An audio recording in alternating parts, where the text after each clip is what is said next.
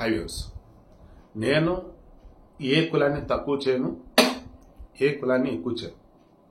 కాకపోతే సమాజంలో మనకంటే ఒక బ్రాండ్ ఉంది. ఒక ఎన్టీ రామారావు, ఒక అక్కినేని నాగేశ్వరరావు, ఒక ఘట్టమనేని కృష్ణ, ఒక శోభన్ బాబు, ఒక కృష్ణరాజు, చిరంజీవి, బాలకృష్ణ, మోహన్ బాబు. మోహన్ బాబుకి ఉందా బ్రాండ్? ఉందండి. ఇప్పుడు సోషల్ మీడియా హడావుడి చేశారు, పాపం మామూలుగానే ఉంది ఆయనకి. తర్వాత మన బాలకృష్ణ చెప్పాను, తర్వాత వెంకటేష్, నాగార్జున, ఇలా ఇంక ఈ జనరేషన్ పవన్ కళ్యాణ్, మహేష్ బాబు, ప్రభాస్, ఇలా. ఎందుకు ఇప్పుడు వీళ్ళ పేర్లు చెప్తున్నాను? వీళ్ళల్లో అమెరికాకి సంబంధించి అక్కడ ఉన్నటువంటి వాళ్ళు కులాల వారీగా విడిపోయి వాళ్ళకంటూ అసోసియేషన్లు పెట్టుకుంటా ఉన్నారు. అందులో అత్యధికులు కులం వారు ఉంటారు, రిమైనింగ్ వాళ్ళు చాలా తక్కువ మంది.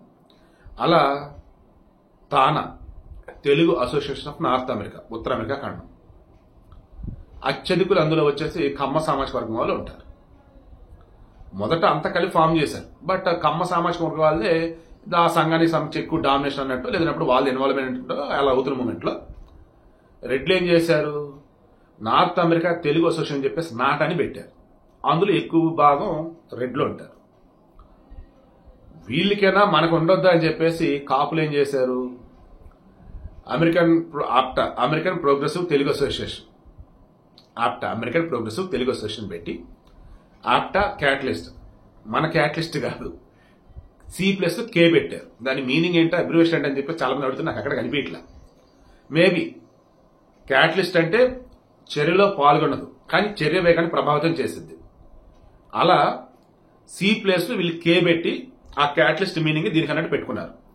ఈ వీళ్ళు పెట్టినటువంటి ఈ ఆప్టా ఏదైతే ఉందో, అమెరికన్ ప్రోగ్రెసివ్ తెలుగు అసోసియేషన్, ఇది డైరెక్ట్గా మీ బిజినెస్ లో ఇన్వాల్వ్ కాదు, మీకు సంబంధించిన ఇష్యూస్ లో ఇన్వాల్వ్ కాదు, కానీ మీరు ఎలా డెవలప్ అవ్వచ్చు, ఎవరెవరితో మీరు టైఅప్ పెట్టుకోవచ్చు, అండ్ మన తెలుగు వాళ్ళు అంతా కలగలిపి తెలుగు వారిలో కాపులు ఉన్నటువంటి వాళ్ళు ఎవరైతే ఉన్నారో వారు కలిసిమెలిసి ముందుకు వెళ్లే విషయానికి సంబంధించి ఇది హెల్ప్ చేసింది అన్న వేళ పెట్టున్నారని నాకు అనిపిస్తుంది.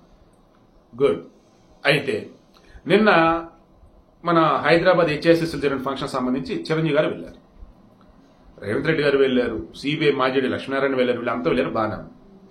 అయితే చిరంజీవి గారు వెళ్లిన విధానం గాని, ఆయన మాట్లాడుతూ ఎక్కడో అమెరికాలో ఉండి ఇక్కడికి వచ్చి ఈ సభ పెట్టి సదస్సు పెట్టి దీన్ని సక్సెస్ అయినట్టు దమ్ము ఉండాలి, మొత్తానికి ఇది బెస్ట్ గా ప్రూవ్ చేశారు, బ్రహ్మాండంగా జరిగింది అని చెబుతూ, ఇక అతను ఎలా ఎదిగాడు ఏంటి అది చెబుతూ అక్కడ ఉన్నటువంటి వాళ్ళందరూ కూడా ఒక ఎంకరేజ్మెంట్ అయిపోయి అవన్నీ ఇస్తూ వచ్చున్నాడు. ఎప్పుడైతే చిరంజీవి ఈ సభలో జరిగి మాట్లాడి ఈ రకం చేస్తున్నాడో ఆ తర్వాత సోషల్ మీడియా నేను గమనించాను. అప్పుడు ఒక పోస్ట్ చూశాను, అది చూసిన తర్వాత ఈ వీడియో ఇస్తున్నాను. ఏమనంటే, మామూలుగా నందమూరి ఫ్యామిలీ కానీ, లేదు అన్నప్పుడు సినీ ఇండస్ట్రీ కమ్మ వాళ్ళు కానీ, రాజకీయంగా ఉన్నటువంటి కమ్మ వాళ్ళు కానీ, చంద్రబాబు నాయుడు కానీ, రిమైనింగ్ వాళ్ళు కానీ, ఏ మాత్రం ఈ కుల సంఘాలకు సంబంధించిన మీటింగ్ పెట్టినప్పుడు వెళ్తే నానా యాగి చేస్తారు. అదే రెడ్లు పెట్టుకునే దానికి వెళ్ళినా, ఇదిగో ఇప్పుడు కాపులు పెట్టుకునే దానికి వెళ్ళినా ఎవరేం మాట్లాడరు, అది వారి అదృష్టం, కమ్మవారి దురదృష్టం అని ఒక పోస్ట్ పెట్టారు. అప్పుడు నాకు అనిపించింది, నిజంగానే గతంలో ఎప్పుడు ఈ కుల సంఘాల మీటింగ్లకి వెళ్ళలేదా వీళ్ళు అంటే అప్పుడు చెప్పారనమాట. కృష్ణ గాని, మన అక్కినేని నాగేశ్వరరావు గాని, ఎన్టీ రామారావు గాని ఈ కుల సంఘాలు పెట్టి మీటింగ్లకు వెళ్ళరంట. బట్ నిన్న ఈయన వెళ్ళటం చూసి నాకు అనిపించింది, చిరంజీవి మేబీ తెలిసి వెళ్ళాడా తెలియక వెళ్ళాడా నాకు అర్థం కాలేదు, కానీ ఎక్కడో అమెరికా నుంచి వచ్చి ఇక్కడ సదస్సు పెట్టి సక్సెస్ అయినట్టు దమ్ము ఉండాలి అని ప్రూవ్ చేశాడు అన్న ఆవేశంలో, ఆయన చెప్పిన విధానంలో, ఆ పదాలలో ఓ రకమైన ఎంకరేజ్మెంట్ ఇస్తూనే, అక్కడున్న వారిని ఉత్సాహపరుస్తూనే ఆ కుల సంఘం వాళ్ళని ఎంకరేజ్ చేస్తున్నట్టు నాకు అనిపించింది. బట్ మంచిదే, వాళ్ళ కులాన్ని వాళ్ళు ఎంకరేజ్ చేసుకుంటున్నారు, సమాజంలో 10 మందికి ఉద్యోగాలు ఇస్తున్నారు. సో సోషల్ మీడియాలో హడావుడి చేసే వాళ్ళు ఉన్నా అక్కడ ఆయన ఎక్కడ ఏదో తప్పుగా మాట్లాడేది ఎవరైనా తక్కువ చేయాల, గొప్పగా కష్టపడి ఎదగండి అన్నాడు. ఆయన గురించి చెప్పాడు. ఎక్కడో మొగల్తూరులో పుట్టినటువంటి అతను కొణిదెల శివశంకర్ వరప్రసాద్ చిరంజీవి ఎలా అయ్యాడు, ఎలా కష్టపడ్డాడు, ఎలా ఈరోజు ఒక కపూర్ ఫ్యామిలీ లాగా మెగా ఫ్యామిలీ ఎలా రెడీ అయింది ఏంటి అని చెప్పిన విధానం ఏదైతే ఉందో, కాపు కులంలో ఉన్నటువంటి వాళ్ళకి ఇన్స్పిరేషన్ గా ఉంటూ ఎదగండి, 10 మందికి ఉపాధిని కల్పించడం చెప్పాడు. అలాగే కమ్మ, రెడ్డి, మిగతా కులాల్లో ఎవరైనా సరే అదే వేలో మీ కులం వారి అభివృద్ధికి మీరు సహాయపడుతూ మిగతా వారికి కూడా సహాయపడి, మిగతా కులాల వారికి కూడా. అప్పుడేంటి వస్తే కుటుంబం లాగా ఉండింది, మన తెలుగు వాళ్ళంతా కూడా సంతోషం ఎక్కడున్నా బాగుంటారు.